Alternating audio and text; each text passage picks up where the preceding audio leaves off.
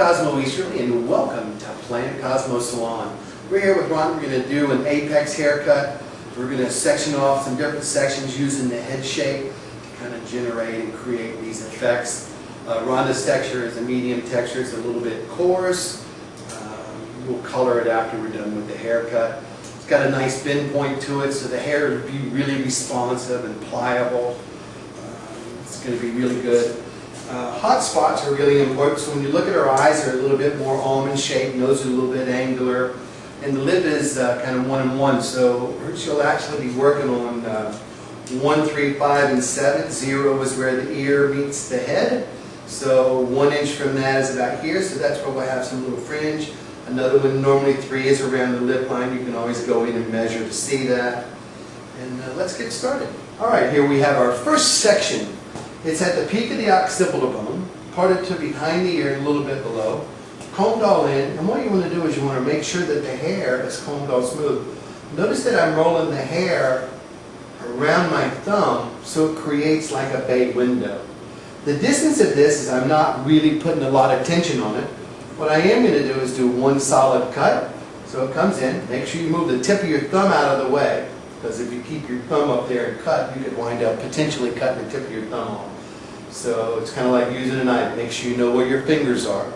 So my thumb now is even with my finger, so I've created a nice smooth line here. What I'm going to do is just come in and cut that off. You don't move it. Notice that I'm chewing on this. I'm not trying to make, because I don't want the hair to chase. What happens? You get a nice clean line, and that's your first apex cut. Okay, here's our first section that we apexed. Because you've drawn it to the center and cut it, obviously the line goes from short to long, creating a little bit of a distance. This key point is where you're going to pull the front section to, is to this, to make sure you have your line. So here's the whole front section. I've taken the parietal bone, cut that off, and moved the top out of the way. This is the entire top. This is all gets pulled down. Again, combing is the key to really having a good clean line. Lay your hand in the center. Again, don't forget to pull your tip down. Pull the tip of your thumb out. I've got my guideline here that I'm holding my guideline. So you can see my guideline. I get right to it. There's the guideline. Once the guideline is in, it's cut off. And there you have it. Same section on the other side. Parietal bone, cutting this all out, moving the entire top section out of the way. Combing all this back in. Don't forget where your guideline is. Make sure you pull that down. Make sure you pull the tip down. And then what you want to do is make sure you come in and just cut that off. And there you go. What we've done is we've taken from the part, she's parting from left to right, going from here to here. So what's happened, this is going to be our short point. So what happens is we comb the entire parietal bone section over. I'm going to where 1 is on here, 1 inch from where the ear connects to the head. That's the hot spot. Again, pull your thumb down. It's way over. And I'm at even with the eyebrow line for my point, and I cut at an angle because obviously I want it to be short to long, and you can see how that naturally falls in. And there's your bend line. Created a nice fringe. You can see what's happening. We'll go and do some personalization to this in just a minute. We'll come back into the other side. What we're doing is, this is the section that's left out at the parietal bone here, and this is the other side of the top. This is where we did our part line, pulled it over to 1 and cut it.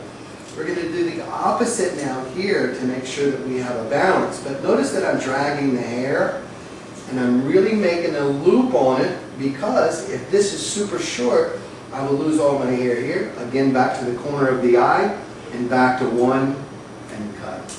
And it creates those lines for you. And there's the pieces falling. Okay, now that we have our cut, you can see, Rhonda, where the lines are falling in naturally. What we're going to do is we're going to put a little bit of a texture to this haircut.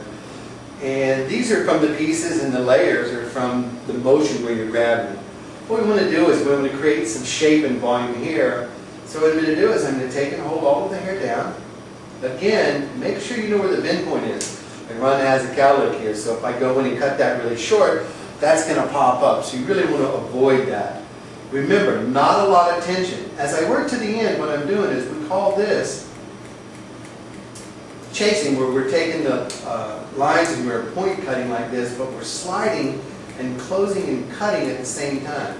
So what happens, I can come right across here and create an imaginary line all the way across, and you can see where my weight line is building up on the haircut. You can see where the weight line is.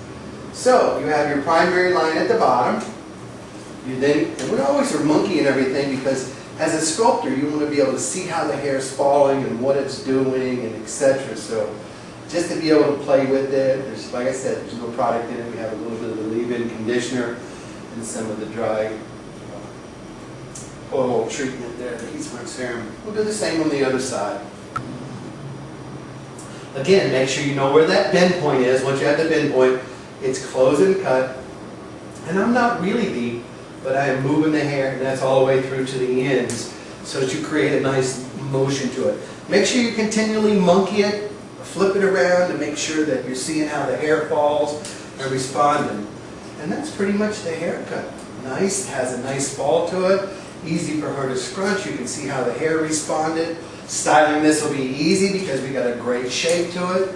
And I'm going to have you just shake your head really hard there, Brenda. There you go. And that's how the haircut falls. So it's really kind of nice, just real easy. You can see the lines, see the shape of it. We're going to color it and we'll bring it back to you finished. This is the hair monkey dried, and you can see it that it's dried and finished. The hair falls just like we cut it. Again, with the apexing, being able to cut, create your lines, cut, and then the front drug over. It's all nice because what happens is you're just letting the haircut fall. There's no step lines from the layer by being cut in the no cut zone, so we don't want to cut the hair up here. We want to make sure we cut it where it falls. What I'm going to do now is I just wanted to show you this because a lot of times we'll start out drying hair when it's wet, and it starts out really wet, and we just go in and we dry it to death and beat it and pull it and pull it and pull it. Well, the nice thing about drying hair once it's dry is that all you're doing is you're coming in and you're heat setting. You roll it around the round brush, you heat it up, you let it cool, and you take it out. Roll it around the round brush, heat it up, let it set, let it cool, and then take it out. And you can see how this smooths. Now once we've done that, we let the hair cool and then monkey it again. So what I've done is created a smoother finish on the top, not really worried about the underneath because the top is going to lay on it and create that motion and movement. So I'm literally only making sure that I'm styling that front section, the top section. If you want to do this, what you do is you take a section of hair, pull it, hold it up, set it on the roller, we're calling the round brush a roller, setting it on the roller, holding it, then turning on the dryer, heating it up. Once that's heated up like that, you let it set, put your blow dryer down, let it set, hold it, you'll feel it cool off, and then unwind it. You don't want to brush through it, you want to unwind it. Then come back in, and always come back in with your monkey and claw that. And you can see how this hair is falling in a much cleaner, more fashionable, dried, classic. Hey, I'm going to go to work, I got a really nice classic look now. So the color is absolutely amazing. you like the color? And the Correct. shape, there's like a real shape to the hair now. Oh, I love that. How's it feel? Amazing. Yeah. When you're looking at hair and you're playing with your hair, that what happens is we really want people to understand that there's a feeling. It feels on your head good. And so if it's cut really like it falls and it naturally moves, you want to be able to have that. Yeah. Again, Ron, this cowlick here was like really strong, so we made sure we didn't overcut that. That there's some length here. One of the things that we offer is we offer free bang trims to our clients so that it's just a nice way to be able to take care of the client so that, you know, here's some little fun pieces, comes in, you see it frames your base really nice.